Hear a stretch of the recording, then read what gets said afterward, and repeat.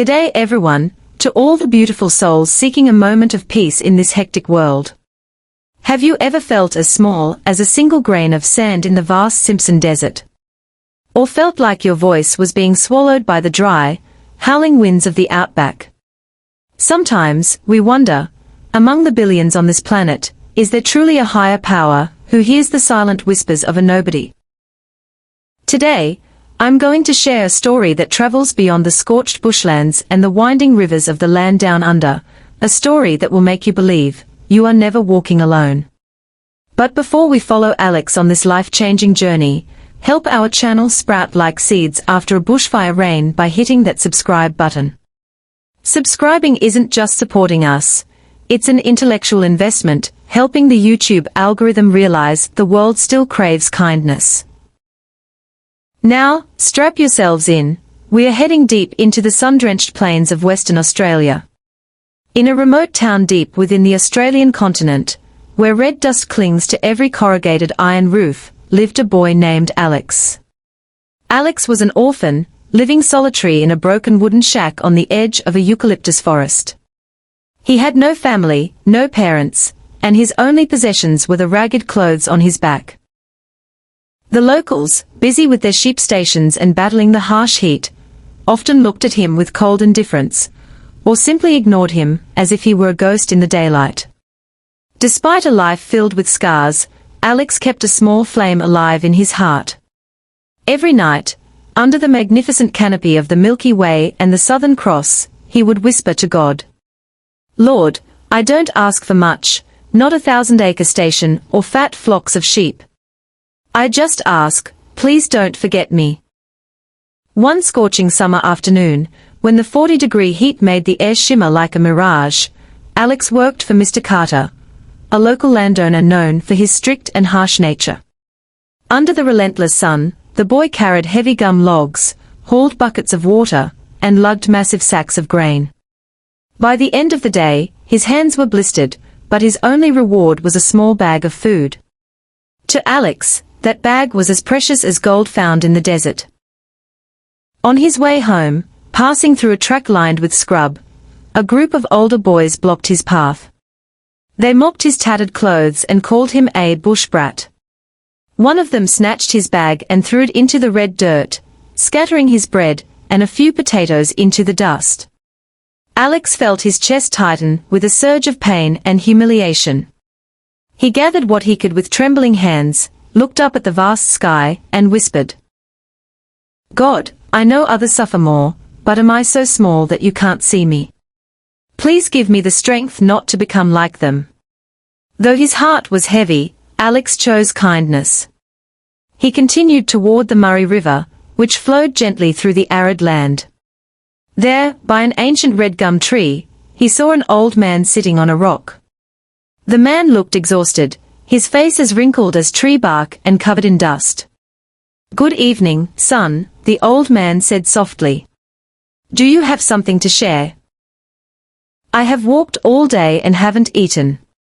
Alex looked at his meager bag of food. He remembered his mother's words, "When you give from the heart, you never end up empty." He felt nervous because he had so little left for himself, but seeing the man's frailty, he couldn't turn away. Alex took out the best piece of bread, carefully wiped off the dust, and handed it over. "Here, sir. It's all I have. Please, eat so you can find your strength." The old man smiled, a smile of extraordinary warmth, and ate slowly. "Thank you, son. You are kind," he said. In that moment, a strange warmth flooded Alex's heart. For the first time that day, he felt proud of himself. The old man then asked Alex to help him walk a little further. They moved slowly under the shade of the gum trees, whispering in the evening breeze. Suddenly, the old man stopped and looked directly into Alex's eyes with a gaze full of light. "Alex," he called the boy's name gently. "Do you know who you walked with today?"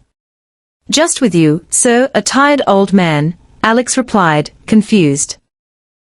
The man's face began to glow with a warm, golden light.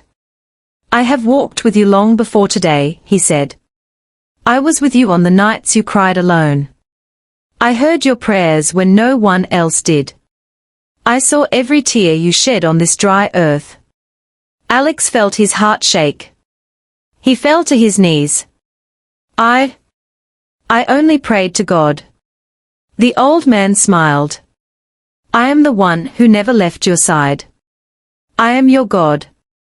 Alex burst into tears. I thought you forgot me.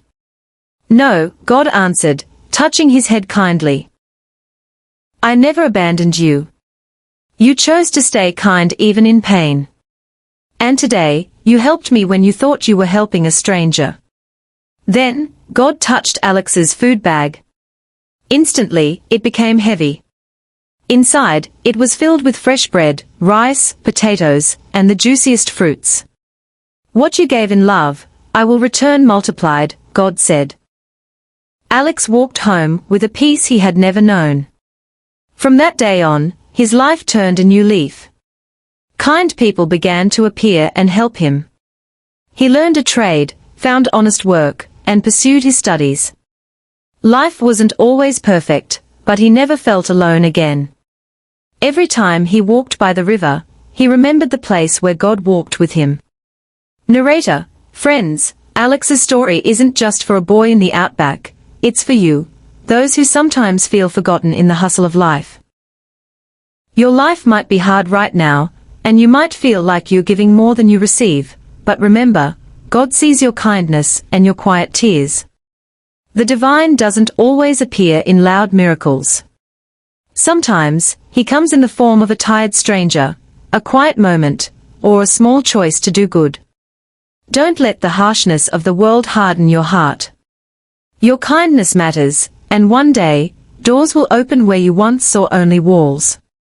Live like the eucalyptus trees after a bushfire. Resilient and ready to sprout from the ashes. If this story brought a bit of light to your soul, don't forget to share it with your mates. And finally, to keep the spirit of these wisdom stories alive, hit subscribe and ring the notification bell. It's how you help us spread kindness further than the Australian plains. Thanks for listening, and may your day be filled with light and love. See YA in the next video.